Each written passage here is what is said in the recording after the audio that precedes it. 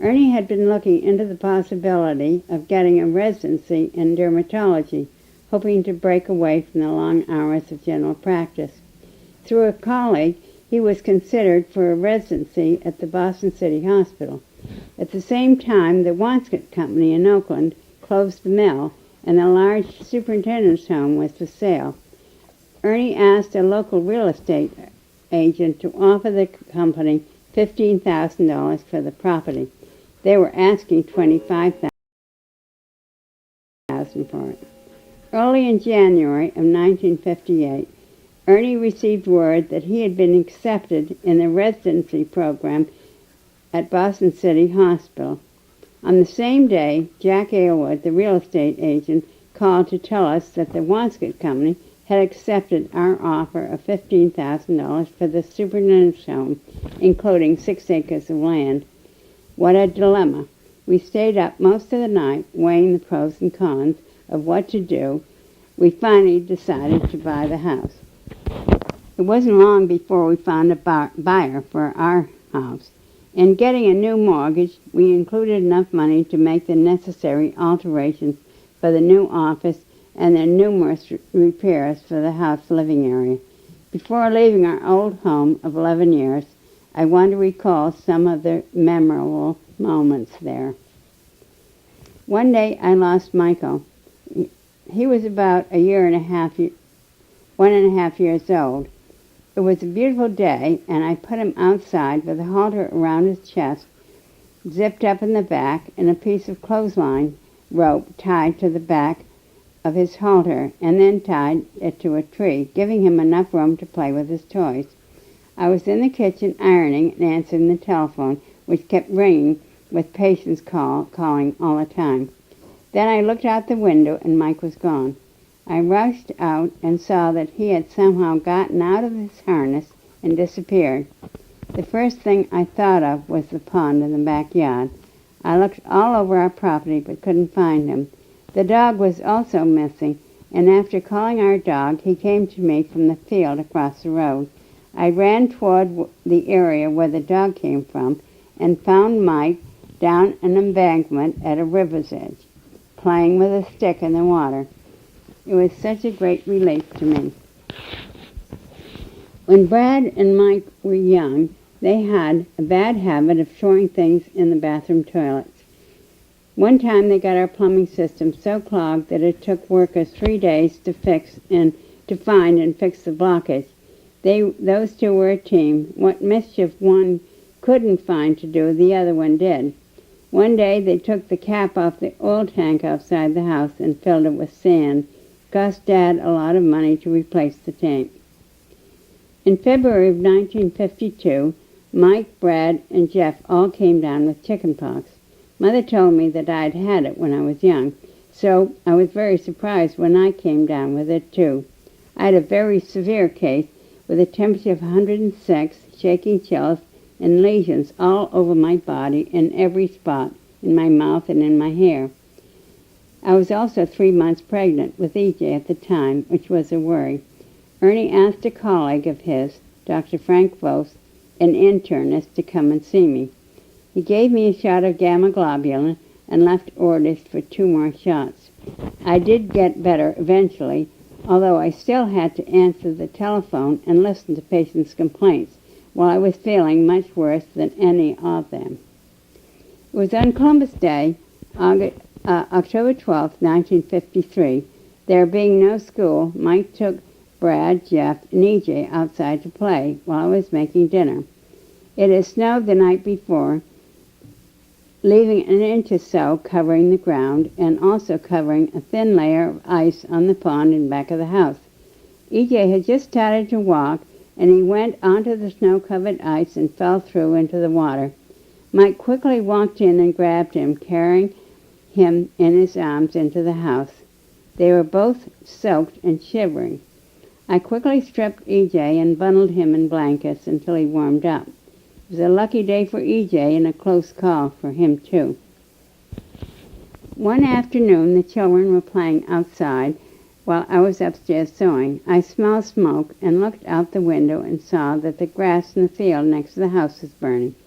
I grabbed a fire extinguisher and ran out just in time to extinguish the fire as it approached the garage. The wind was very brisk, and the fire was spreading quickly. I called the fire department, and they responded within minutes. The fire had spread to another field, but they said that I had saved the garage with the fire extinguisher. Ernie got quite a shock when he came home from making house calls and found fire trucks on his property. Needless to say, the boys learned not to play with matches. Before we could move into the new house, we had to hire a carpenter, Emil Fay, who worked for us full-time, charging by the hour for a whole year.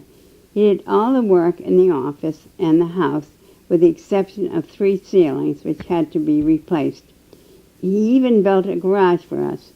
We also had to hire a plumber, Elwood Brown, who also worked by the hour because all the pipes and toilets were broken. The house was boarded up in October of 1957, and apparently the men who were supposed to winterize it did not do so. When we bought the house the following February, and the men started to heat the place so they could work, the water started pouring down from all directions. We had to replace 6 cracked toilets and dozens of feet of copper piping. Finally, on July 4th, 1958, we moved into this house. The office was finished, giving patients a separate entrance, along with a large waiting room, 2 examining rooms, a nurse's office, a lavette, and a small laboratory utility room. The house still needed a lot of work, but we moved in anyway. The ceilings in the dining room, living room, and master bedroom all had to be replastered. What a mess that made when the old ones came down. We had to walk on drop cloths. Little by little, all the rooms were painted and papered. Emil became like a member of the family. He was here every day for a whole year. Luckily, we found a wonderful nurse who lived nearby who was willing to work part-time during off-hours. Kathleen Lapham worked for Ernie for 16 years, although I had to answer the phone until 1 o'clock when the nurse came. Now, for the first time, I was able to devote more time to the kids and to my home. I made curtains and drapes and could go outdoors with the children. I had a beach wagon and could go shopping or just take the kids to the beach. As the boys got older, I was always driving one of them to a game or a meeting. When Tim and Matt were in Cub Scouts, I became a den mother. I used to have den meetings on Saturday mornings when Ernie had off-hours. There were 9 little boys who used to come to the meetings. We had a good time. I joined the Austin T. Levy PTA. All of our children, except Mike, had gone to that school, so I knew the principal and most of the teachers. Before long, I was elected president, which involved quite a lot of work. We booked many programs and speakers of interest that were helpful and informative to both parents and teachers. In order to raise money for the PTA, Ernie and I put on a dance for adults. Ernie made a tape recording of the big bands from its many records, and we rented sound equipment from Soundorama in Cranston. The Levy cafeteria was set up with card tables, candles, decorations, and provided plenty of room for the dancing on the large floor. It was a huge success, although we didn't make much money. The other members of my committee wouldn't let us charge more than $1 admission, although many people felt it was much too little to charge. We sold refreshments, non-alcoholic of course, so made a little more money that way. By 1959, Mother decided to sell her house in Norton. She thought she was getting too old to drive her car, and she wanted to be nearer her children. Ernie and I invited her to come and live with us. We made a nice apartment for her above the office. It gave her 3 rooms, a kitchen, a bathroom, and a sun porch, all separate from the household traffic. She was a great help to me, mending and folding clothes. She also was an avid gardener, and in no time we had beautiful flower beds.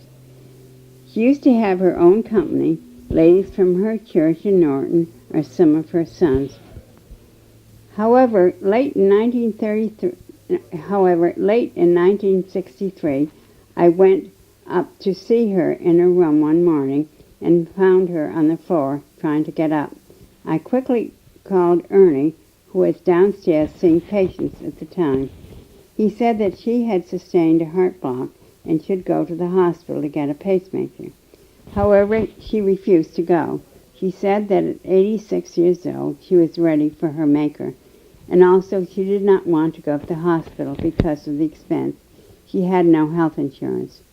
We honored her wishes, getting a hospital bed for her room, and recruited family members who would stay with her around the clock. This was just before Christmas, and she was determined not to die until after the holidays. Ralph was with her on December 30th, staying all night. She was having difficulty breathing, yet she asked Ralph to push her bed closer to the window so that she could see the eclipse of the moon. Her mind was very alert.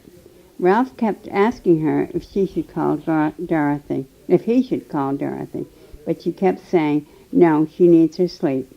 At exactly 6:55 a.m., she told Ralph to call me. I got out of bed and ran to her room just in time to kiss her goodbye and hear her say goodbye. She died so peacefully.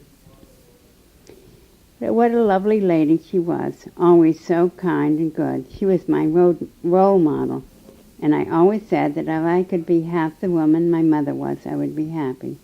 We buried Mother on New Year's Day at the Timothy Plain Cemetery in Norton, Massachusetts, next to Father Henry, Aunt Louisa, and Aunt Ethel. A memorial service was held for her at the Trinitarian Congregational Church in Norton, Massachusetts. Shortly after Mother died, I developed a very severe cold that would not clear up. This had developed into asthmatic bronchitis, making it difficult to breathe. I was expecting my 10th child in April. Ernie had to give me cortisone injections to help me get over it. One Sunday during this time, Ernie decided to take me and the 7 younger boys to North Central Airport to get me out of the house and to watch the planes come and go. Mike and Brad stayed at home to do their homework.